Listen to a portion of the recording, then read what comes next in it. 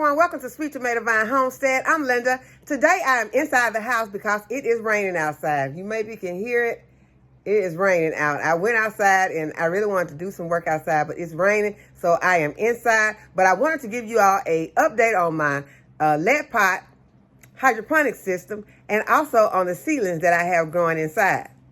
I recently did a update on this LetPot hydroponic system, but y'all, it has grown so much more that I want to make sure I showed you, because you remember I talked about the echinacea that I was not able to get to germinate, and the LetPot had germinated my echinacea, and it was small at the time that I showed it to you all, and it's probably been a week or less. And look how much more it has grown. So I'm excited about that. The leeks back here are growing. I mean, it has taken a real fast growth spurt since I showed it to you all last. And as you can see that the basil is doing so wonderfully. It is doing so good that I'm really considering getting another LetPot. I would like to have a bigger one. So I want to do more plants in my hydroponic system because I am excited about these, how good they look. Look how green they are and how beautiful they are. Look at the toothache plant, how beautiful it is.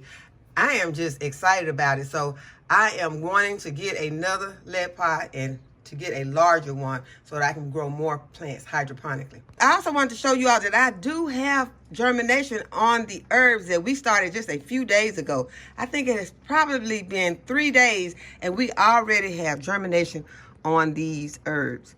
You can see the chamomile right here and the HISEA. There are plants germinating, and I told you all how important it is once these plants germinate. Once you see some germination, although see there's no germination in some of these, I still took the dome lid off and placed them very close to this light. They are very, very close to the light, as close as I can get them, really, with with the labels in there. That is about as close as I can get them. I could push my labels down some more. No, I think that's as far as the label's going to go. It is important to make sure that you have those lights really close because you want to get good growth. You want to get a strong root system growing. I want these seedlings to start reaching for the light because that is what causes them to get leggy, and we do not want that. So I am so excited about how good these the germination is on these herbs.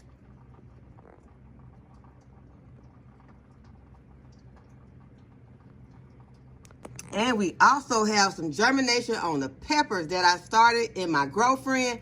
I am so excited about that. You can see that little seedling right there on the end. And then there are others that have started. You can see them coming out of the soil.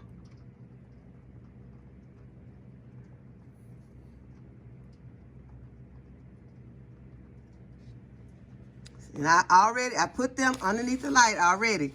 Since I have germination, I have already put them underneath the light.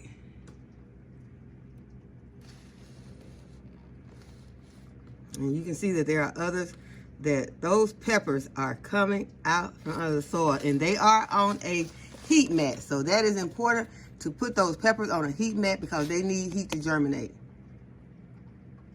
If you can get up early and turn your grow lights on, that would be wonderful. You need to get up and get those going about the same time that the sunlight comes out.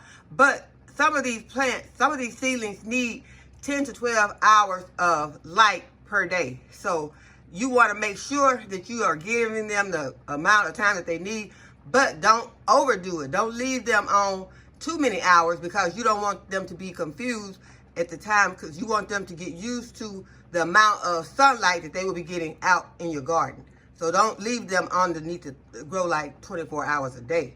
You will want to make sure that you give them about the same amount of time that they will be out in the garden.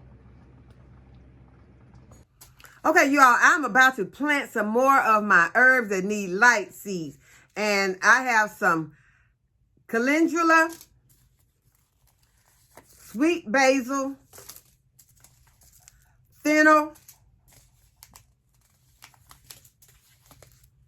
lemongrass, common plantain, mugwort, purslane, Chervil, catnip,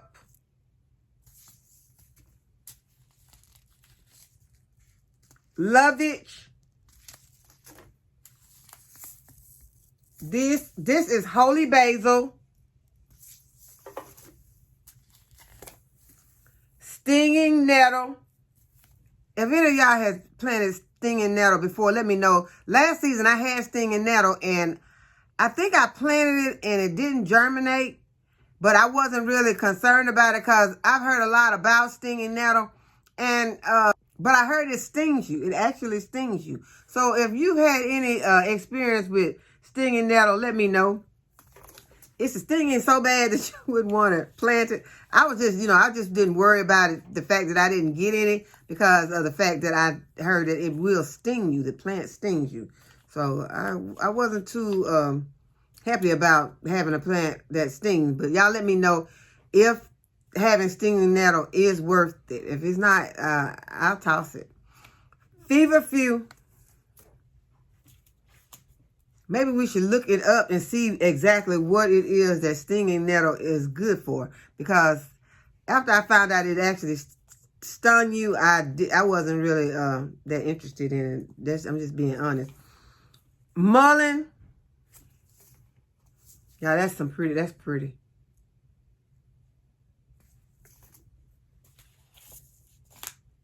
Red vein sorrel.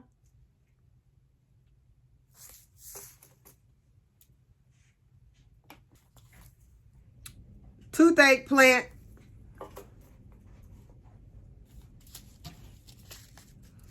Borage. Salvia.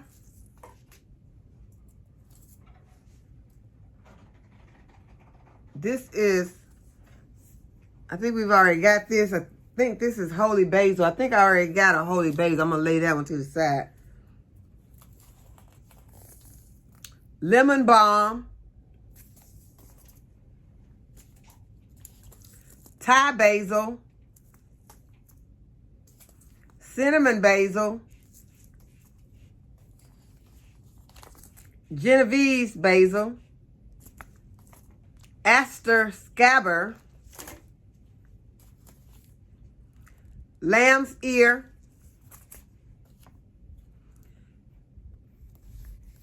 I think we already planted peppermint, so I'm not going to plant more peppermint. Valerian. I have valerian in my LetPot, but I'm going to plant some more. Make sure there's some seeds in here. Yeah. Lemon basil.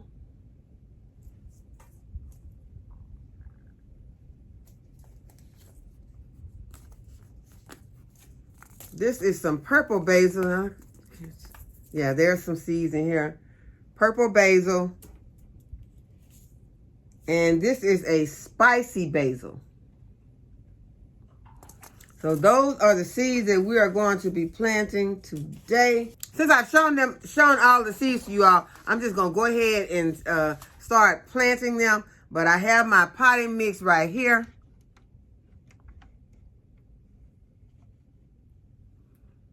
Here's my potting mix, and I've already got it moistened.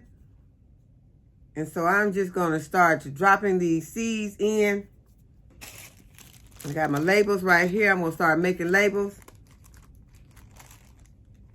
And I'm just going to start making labels and dropping these seeds in.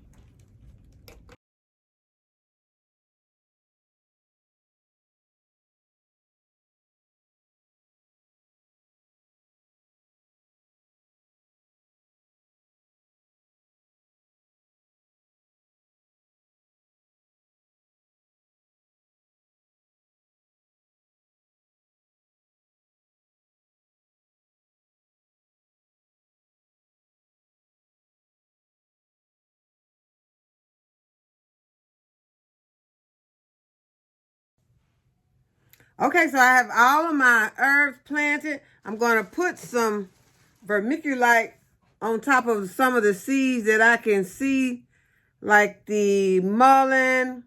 Those are some larger seeds. and what is this? Calendula. I'm going to cover those. These smaller seeds, I'm not going to worry about putting a lot on them because they need more light. They need light to germinate. So I'm not going to put as much on those. I'll put just a little on top of those very tiny seeds.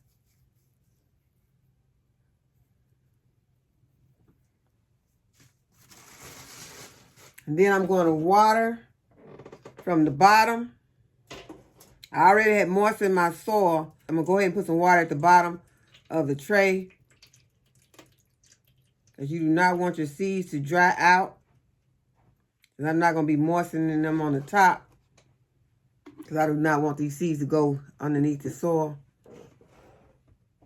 And so our second round of herbs that need light have been planted. I'm excited to get these on the grow station. I'm going to cover them and wait for them to germinate. Once they germinate, I will uncover them. I remove the dome lid from them, and they will immediately go underneath the light so that they can have light for at least from 10 to 12 hours a day.